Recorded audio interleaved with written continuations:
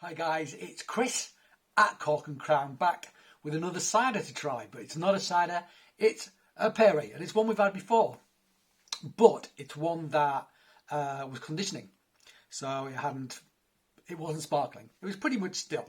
I have a feeling it might still be still, because it's been quite cold weather, so any fermentation would have been slowed right down, but I thought, I've got several of them, I'm going to try it anyway.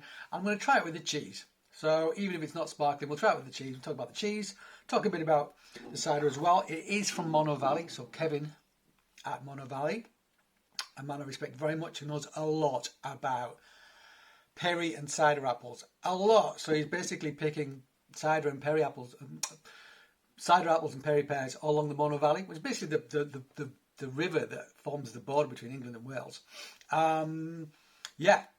Been doing that for a long time. Old orchards, ancient trees, standard orchards. So he's collecting those, taking them back to his house. He's got a shed in his garden and making the cider and perry there. It's brilliant. It's brilliant. He's got some more stuff he's putting in bottle now. I was in touch with him very recently. I'm going to get some more stuff off him at some point in the near future, I hope. So it's yellow Huffcap is the varietal. So if you can see that on the back. Medium perry, 7%, single variety yellow Huffcap, bottle conditioned, whole juice, October 2019. Looks like it was bottled 28th of August. So it's been in bottle quite a long time. But yeah, I've had it for quite a long time. So let's see what happens. I mean, still perry's still delicious.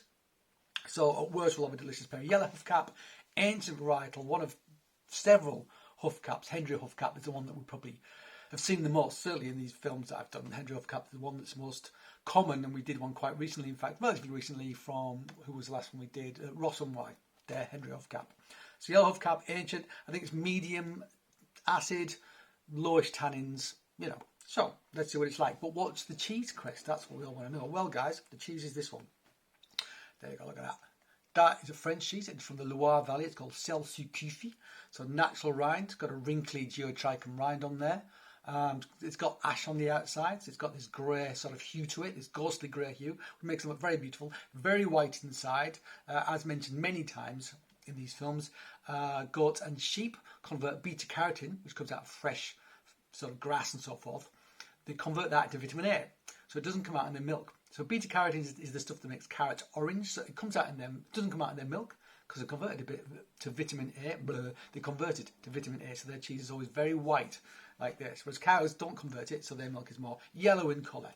So there you go. You probably heard that fact from me before, but there you go. Bears repeating, doesn't it? Pretty looking thing. So Loire Valley, which is the spiritual home of goat's cheese, basically. Celsu-Cufi, usually called Celsu-Cher, but I think to be, it's got a PDO, it's protected on AOC. I think it gets taken out of the region to be matured by Mons, sort of like in southwest France. Less than 2 weeks after it's made, to be qualified for the AOC, it has to be made within, has to be matured for at least 2 weeks on the farm in the Loire, but I think it's taken out of that location. Therefore, you can't call it Celsu-Cher, so they call it Celsu-Cufi. They do the same thing with the Sainte-Maure that they do. I think Sainte-Maure has to be aged in that region for a certain amount of time, otherwise you can't call it Sainte-Maure. De Touraine, you can't call it that anyway. You can't call it Sainte-Maure, just not Sainte-Maure de Touraine. Blah, blah, blah. All right, shall we try some perry? Yes, please, Chris. Jesus Christ. All right. First weapon of choice. Let's open this up. Is it going to hiss at all? I'm guessing not. It's been so cold. I can't imagine much has happened, but let's try it anyway. Nah. There was the merest hint, but very, very, very little action. So let's pour it out, shall we? There we go. Looks like still wine, this. Yeah, tiniest bit of bubble. Not very much at all. No matter. So what's the colour like? What is the colour like? Where's my notebook? Here's my notebook. Get a blank page. There it is. So there you go. You see the colour? Very typical sort of perry colour. Sort of green, pale green gold sort of colour I want to call that. So that's what I'm going to call it. Hazy, unfiltered. Let's give it a sniff.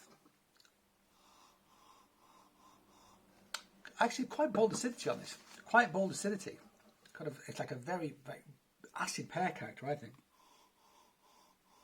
And there's a sweetness under that, so like pear drops. That's basically it. But there is like a nice, there's almost like a milky sweetness in the background, if that makes any sense. What's a milky sweetness? I don't know, I'm making it up, but That's what I'm thinking.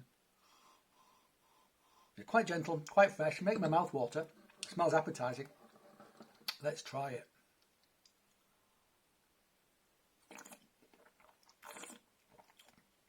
Oh,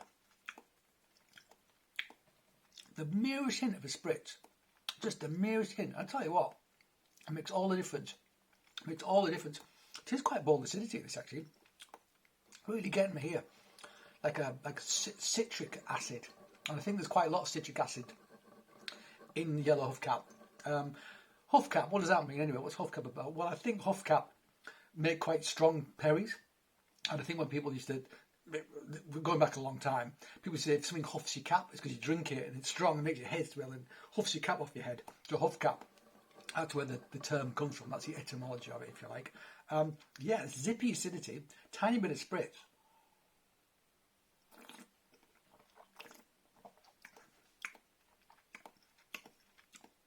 Me like, and it's got some sweetness to it. It's very delicate though, very delicate. Not sure if that's sugar or sorbitol. Makes a difference to me. It's sweet. Yeah, it's like a lemony, lemon lime character in the background as well. It goes really well with the sugar, with the sweetness. Brilliant, brilliantly balanced. You know, sweet and sour, great. This is sweet and sour, and it's great for it. Nice. Let's try it with a bit of cheese, shall we? Here's a piece I prepared earlier. You might be able to see under the rind, I don't know if you can see this, but under the rind, can you see that? It's too bright, isn't it? Try with this one. I don't think you can see it under the rind. Maybe you can't, but anyway, under the rind, it's starting to ooze, starting to get gooey. That's a good sign. So it's the rind that's breaking down the paste, breaking down the fats, the proteins, giving you a more flavour compounds, making it more interesting to eat, lowering the acidity in the middle. Still higher acidity, still firmer, chalkier, but not chalky in a bad way. It's just got more toothsome, more resistance when you bite through it. Yeah, looking really good actually, this. So I love the rind. I'm gonna bite the bit off the rind first.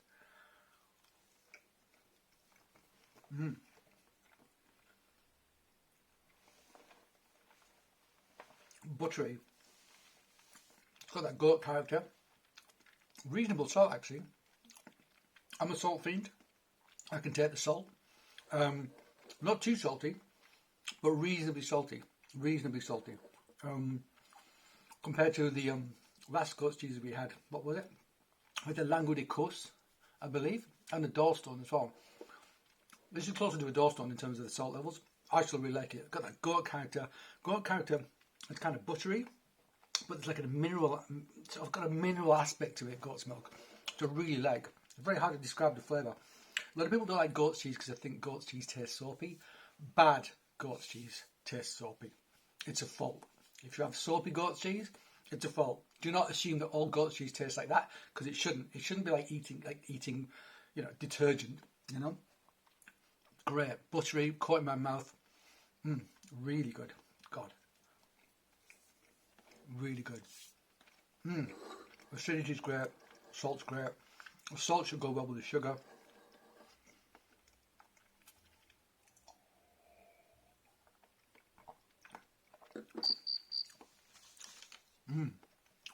And it does. And it does. A bit more. Great texture.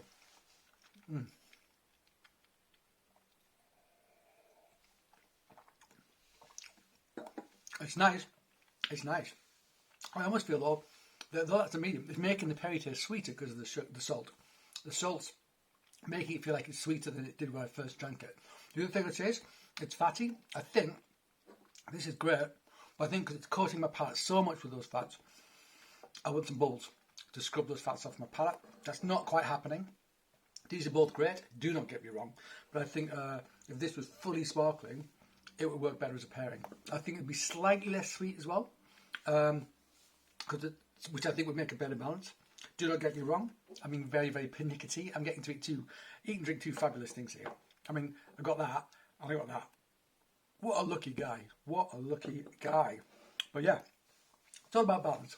Neither things are clashing with each other, but I think it could be a better pairing because certain things aren't in whack. However, I heartily recommend you get hold of some of Kevin's stuff. I do sell it. I haven't got any on the stand at the moment because I've got very little in stock. What I do have in stock isn't fully conditioned, but I think I might start selling this. I think it's got a little hint of sparkle about it, and I think that's just enough to elevate it. And I think it's good. I think it's good. And the acidity in it really works with those sugars, and I think it just tastes sweeter after because of the salty thing I've just had than it actually is, than it was when I initially drank it and perceived it. Yeah, Seltzer Goofy, you want some of that? Mon's Cheesemongers, baby. Mon's Cheese. .co.uk. Go to their online shop. Buy it there. That's what I recommend. All right. Well, that was fun, wasn't it? Yes, Chris, it was. Got some samples of stuff coming. Some more samples of stuff. Never stops coming. There's too much cider in the world, too much perry in the world for you to ever stop doing this. So, tell me when you get bored. I still won't stop. All right, guys. As always, thank you for joining me. I hope you join me again. But until then, cheers.